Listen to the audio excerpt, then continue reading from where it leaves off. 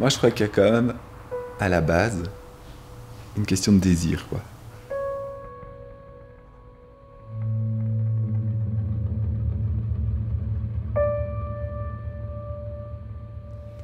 C'est un métier qu'on ne peut pas faire si on n'aime pas. Vouloir être prof, désirer être prof. Ça ne se résume pas à un simple job, en tout cas. L'Institut Saint-Louis, c'est une école d'enseignement général avec des élèves qui viennent d'origines sociales et culturelles très diverses et donc aussi des élèves issus du milieu populaire. Et donc quand on parle avec des gens qui ne voient quasiment jamais d'étrangers parce qu'ils ne vivent pas dans une grande ville, les préjugés qu'on trouve sont vraiment très très importants. Mais s'ils n'ont pas vécu l'expérience de qu'est-ce que c'est qu'être une journée en classe avec des élèves. On est tous dans un endroit un peu clos où toutes les émotions sont démultipliées et donc c'est plus difficile pour certains enseignants d'être confrontés à un public qui ne leur ressemble pas ou qui ne répond pas à leurs attentes ou qui fonctionne autrement. La seule chose que je remarque, c'est qu'ils sont moins disciplinés qu'avant. Les élèves ont besoin, je pense, d'apprendre ce que c'est l'empathie. Je ne sais pas aller au-delà de l'école, donc je ne sais pas prendre les jeunes avec moi tout le temps. Et ils ont besoin aussi qu'on prenne soin d'eux à ce niveau-là. Je ne sais pas sauver tout le monde, donc j'essaie alors d'aider ceux que je peux aider, quoi. Quand on entend certains enseignants, ils ont l'impression de donner cours à un autre monde. Même s'ils viennent pas forcément du milieu où c'est le plus simple, c'est pas la zone, c'est pas Bagdad ici. Alors comment est-ce qu'ils peuvent entrer en relation pédagogique s'ils considèrent que c'est à ce point étranger à eux? Les profs qu'on a aimés, nous comme jeunes, c'est souvent les profs dans les yeux de qui on s'est senti respecté et valorisé. Iemand voor wie je respect hebt, daar ga je sneller naar luisteren. En daar ga je ook iets sneller van aanvaarden. En dat is tenslotte gezag hebben. Hè? Dat mensen naar jou luisteren en dat ze aanvaarden wat jij vertelt. Maar dat is wel in twee richtingen. Hè? L'autorité n'a pas besoin d'autoritarisme. L'adolescent doit transgresser. C'est pour ça que moi, en tout cas, je fais mon travail de rappel du cadre. J'adore ça. Comme le professeur qui dit sa leçon tout le temps, c'est répéter, répéter, répéter. Il n'y a pas de miracle.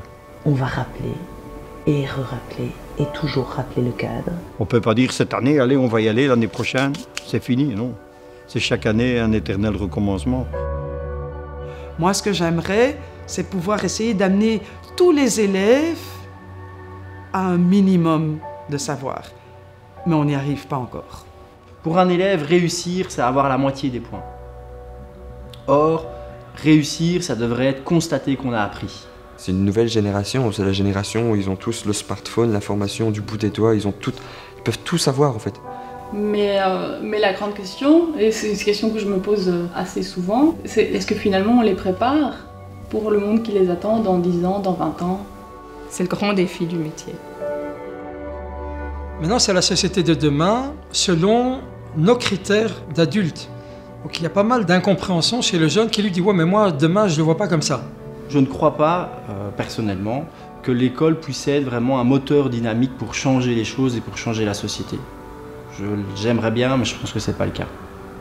Moi, j'ai quand même envie que l'école serve à aider à l'émergence de soi pour s'inscrire dans le collectif où on veut, n'importe où, mais pour trouver sa place, quoi. Les autorités publiques qui organisent l'enseignement, les écoles, les parents, donnent un sens à la présence à l'école qui n'est pas le sens que l'élève aimerait donner à sa présence à l'école. Pour moi, l'école, ça représente pour certains des tremplins, mais j'ai l'impression qu'on gâche beaucoup de potentiel chez nos jeunes. Je rencontre des élèves dont je perçois qu'à un moment donné, ils ont perdu confiance en fait dans l'école. Comment est-ce que des enfants qui sortent du primaire peuvent, en arrivant en humanité, être en décrochage scolaire?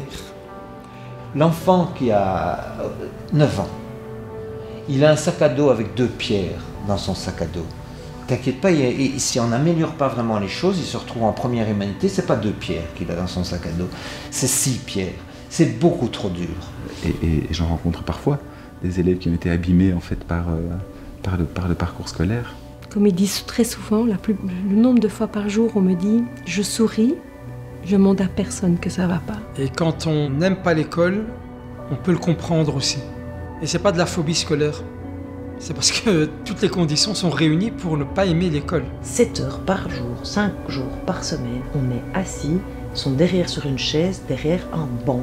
J'ai l'impression qu'il faut vraiment que quelque chose change profondément, mais je ne sais pas exactement quoi.